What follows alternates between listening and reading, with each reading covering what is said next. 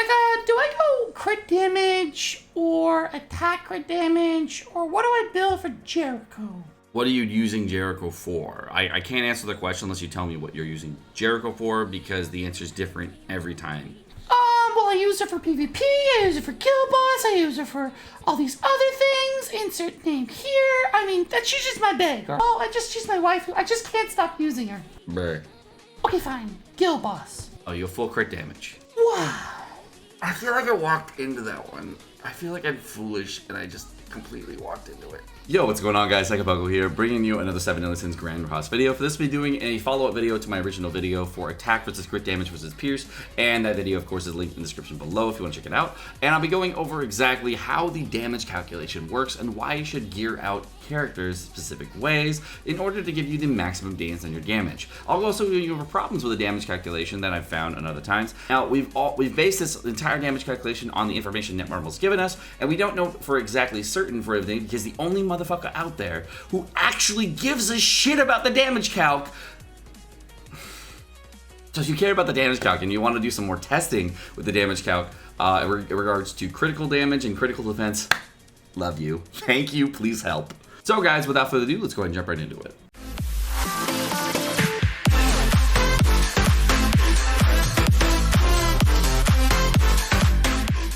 So first off, we're going to be going over each of the stats, and I'm going to do something that's probably going to blow a lot of your minds, because many players consistently ask me, hey Sekapoko, what do these stats do? Well, as you can see, I'm in the gear window, and there's a little question mark right here that I totally knew about. Totally. 100% I knew about it. I am big brain. I so knew about it. Yes, I was.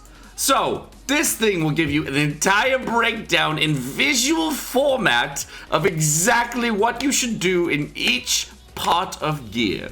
So first off, we have combat class. A hero's combat class is the higher amount of combat class, the stronger the hero. Attack is the value of showing the amount of damage dealt. Not always true, but kind of true. Hey, what's up? Thanks for the follow. Appreciate you. Defense is going to be a value that decreases damage taken when attacked. HP is the value showing how much damage that you can take as a hero or your whole total health. Pierce rate, a value that deals fixed damage equal to a portion of damage dealt. Wow, it's like what you've been saying since day one, Sekapoko, but they put it in the game. Wow. Resistance, a fixed value which defends against a portion of the damage taken.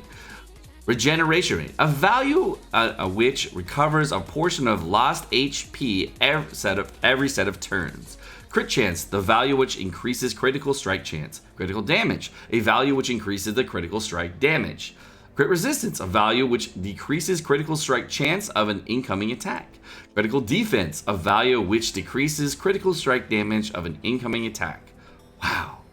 Recovery rate is a value of increased HP gain when recovering, and lifesteal is a value that absorbs portion of HP as damage dealt as HP. So this is all the substats in the entire game, explained, visual format. So, to reiterate, attack is the counter of defense, pierce rate is the counter of resistance, crit chance is a counter is crit resistance, crit damage is counter is crit defense, regeneration rate and recovery rate, I don't freaking know. Why are they in the game? They don't even help that much, but there are times that they do help. And then lifesteal is obvious. Do damage, you get HP back. So guys, about a month, I want to say, after the game came out, about a month and a half, there were people on the Japanese and Korean version that were actually very curious on what the damage calculations were, and they ended up coming out with this thing, which is their damage calculations formula. Because it's kind of like a little bit smaller print, I just want to show what it is. So the damage that you get is based upon your attack, enemy's defense, and critical, but that's all it says, is this critical damage here, and then it will then multiply times elemental advantage and weakness, and then add in patience and pierce at the end of that, and then that will equal the damage dealt. Now there are a couple other factors that I actually had to do some testing on to get some clarification on. So this is the only information Netmarble has ever released on damage calculations. So I'll go over the other ones now. So to talk about a damage calculation, I do talk about this on stream at times, and I talk about how damage is calculated. So the way it works is essentially you take your total amount of attack, and this is As you can see, I put attack right here. And then you take in all the buff modifiers you have, like percent damage, food buffs, all that shit. And then you multiply that times whatever card percentage you have. So to talk about that, let's go ahead and talk about Jericho and talk about her ultimate ability and just be really easy with that, because a lot of people are going to be concerned about this in Final Boss King, and I'll give that in relation. And then I'll also go over Hauser too to give another explanation. So if we go over Jericho and we talk about let's just talk about a 1 out of 6 ultimate Jericho, and we'll do that with the combo class. You would take this 640% that she would get for attack multiplier, and then you would multiply it times with her attack value, and that would give you the total amount of attack that you would get on the card. Then you would take any crit damage and crit damage modifiers that you would have. So the critical damage on Jericho would be doubled at this point.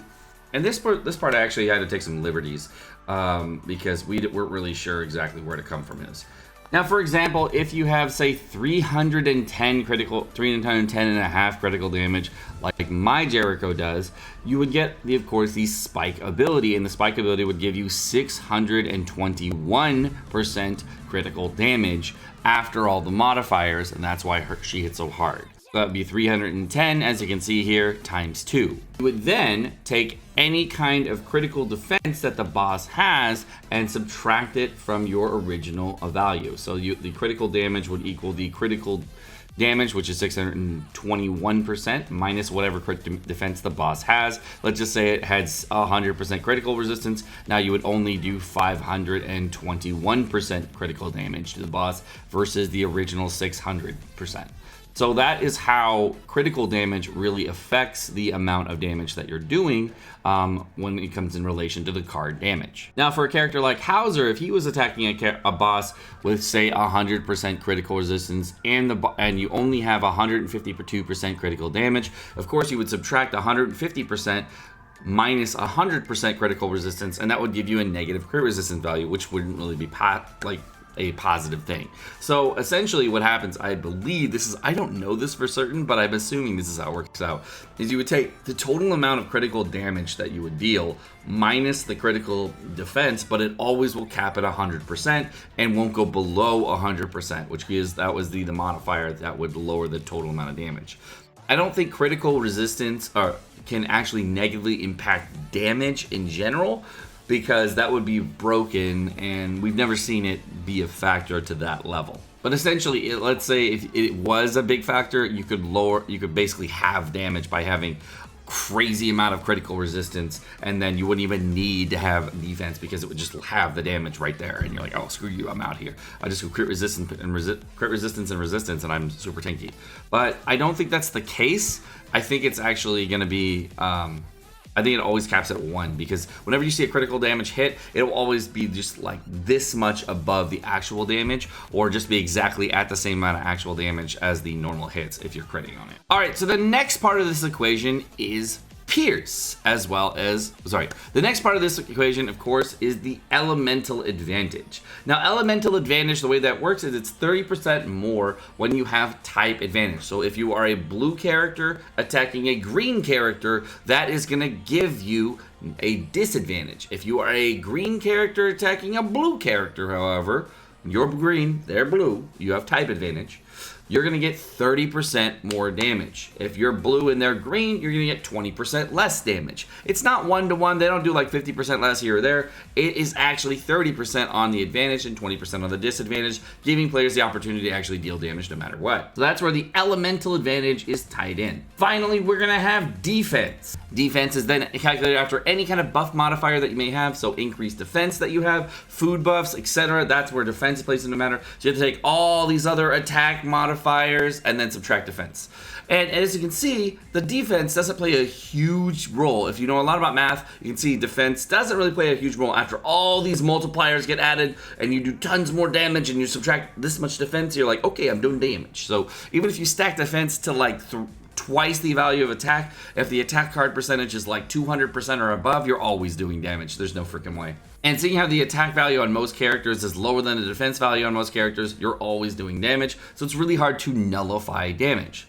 So wait, Sekapoko, in PvP I get nullified sometimes. How does that happen? So the second part of the equation, if you remembered, is going to be pierce and resistance. And pierce and resistance are two different things that allow you to figure out exactly how much damage you're going to do to a target in order to make yourself very efficient with your damage.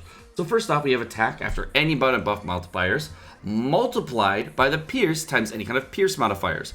Second, what's a pierce modifier? Well, Hauser has a pierce modifier. As you can see, he does 3 times pierce rate on his ability. So whenever you do a pierce ability, you get 3 times whatever percentage of pierce is, and that's what a pierce modifier is. Let's say you're like my Hauser right now, who has 67%. I don't even think he maxed. Is there a cap? Like, I'm not even close to capped on pierce. I can do a lot more. I just don't give a fuck.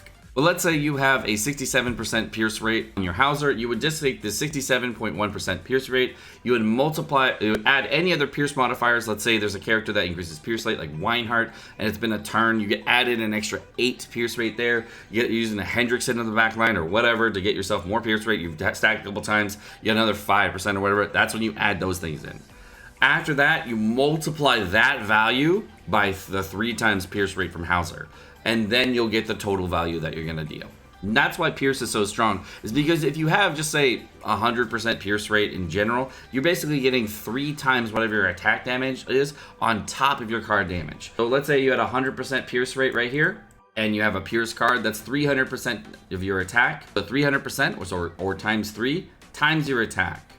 And that's after all this. So that's really cool because essentially you're getting a second card multiplier. Let's say the card was, say 100% multiplier times crit damage, and if you have like even crit damage with a crit defense and you have no type neutral advantage, this would be a little bit above their defense value and you're doing a little bit of damage. But that doesn't really matter because the amount of attack that you're getting here is substantial from this part of the equation, because this is really where you're getting a 300% multiplier card from, is from the pierce value.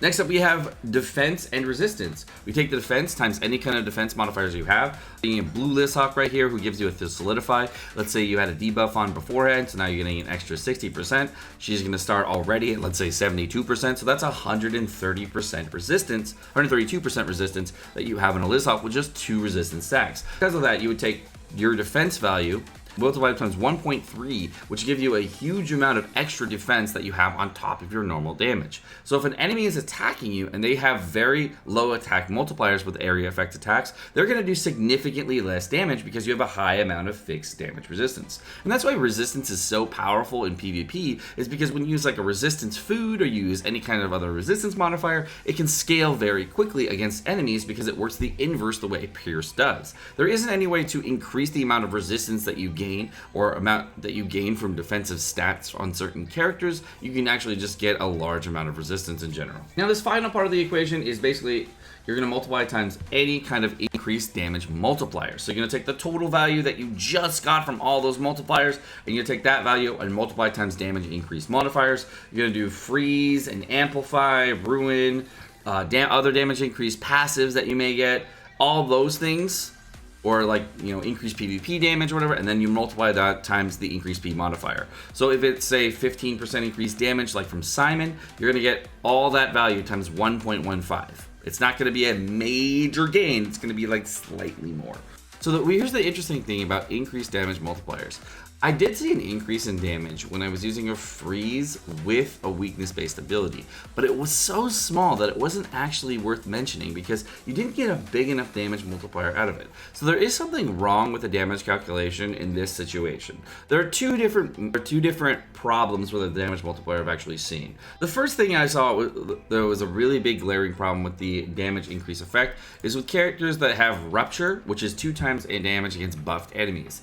And you don't really see this a lot in PvP, but I only saw it once on Final Boss Merlin, and then I saw it recently when Seaton was doing a PvP video on Blue Kung Fu Dian, and I was like, oh, okay, it's still in the game. Essentially, if you have a multi-hit character like Jericho that breaks an opposing character's shield on the first hit, if she breaks a shield on the first hit, she'll do double damage on the first hit, and the following 2 hits will actually be at the normal damage value, and they won't be at the increased 2 times damage value, which is really annoying. Like, you would think it would be 2 times the whole way through, but it's not, because the buff broke halfway through the hits, which gives characters that have a single hit against buffed enemies a massive advantage against characters that have a multi-hit, which doesn't seem fair to me, and I hope Netmarble addresses this and they do get this fixed. The second is with weakness-based abilities and freeze. And what happens is that you get 3 times damage versus debuffed enemies, and then you also have a freeze, which is supposed to increase the damage as well.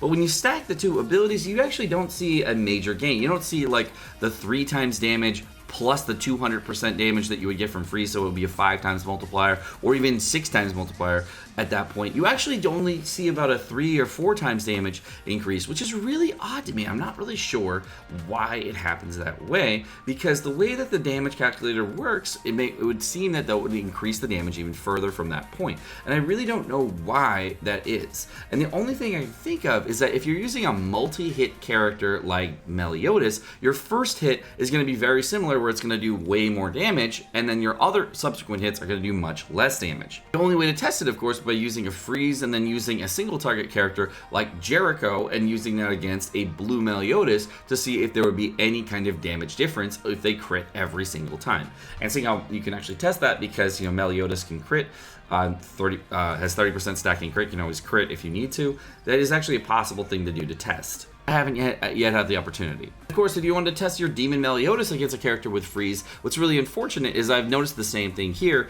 is that if you do use a weak point attack against a character with freeze, you actually don't get a big gain in damage, and your damage is actually pretty neutral. And if you compare it to, say, a Lizhawk's damage on ultimate, you actually get about the same amount you get way more damage off a Lizhawk ulting a freeze versus seeing a Demon Meliodas ulting a freeze, which is really annoying, because no matter what, even if you have a very high ultimate level, against a freeze, Lizhawk almost always does more damage. You're gonna see like over 1 million damage from her on the freeze with very little buffing, versus Meliodas doing like 600,000-700,000. And I've seen Meliodas at max ultimate level not even come close to Liz's damage if we're ramping at the same rate. And that's in the same rate, and not actually abusing Lizhawk's passive to get that 10% like for like 9-12 turns, some BS. We're actually doing the raid in a normal fashion, which is really annoying to see, and I really hope that they do address weak point damage versus these kinds of modifiers, because I would want to see bigger damage gains from characters with weak point, because those characters are really only good in characters who have ultimates and with weak point are typically good for PvE situations to see big damage gains, and I would really like to see that change being made to the game, because right now we're stagnated against using just Jerichos and such in PvP. So Jerichos and such in Guild Boss, and that's like the only strategy you can use. I would love to see somebody like maybe be able to create a Demon Meliodas way, so we can actually abuse the damage modifiers in order to get the extra damage in. But unfortunately, the way the damage works out is that no matter what against the guild boss, because of the damage formula being the way it is, that's the only way you can really do damage against the guild boss in a high fashion. On the Japanese version, there's ways you can abuse critical damage as well as abuse different types of mechanics in order to get higher critical damage from characters like Derriere, who have extremely high damage attacks against the boss, and that is a very, very powerful thing to do. Unfortunately, there's only one way of doing that as well, and I was hoping to see the game change in a way so that we can increase our damage with other characters to get more damage on the bosses, so we can change up the way the game works and just be fun. And that would only take a very small amount of effort on Netmarble's part to do freezing as well as damage increase modifiers from other things with weak point. Those are the only two issues I've actually ever seen with the damage calculation. Alright guys, well, my name's Sekapoko. Thank you so much for watching. Hope you guys have enjoyed this video. If you guys did enjoy the video, of course, like and subscribe and all the fun stuff. If you do want to be part of the notification gang, go ahead and turn your notifications on. I'll get you notified every time I drop a video. And of course, we stream every day live on Twitch except for Wednesday, so if you want to join us there, join us. There's a lot of us there. Have a great day, guys. Peace.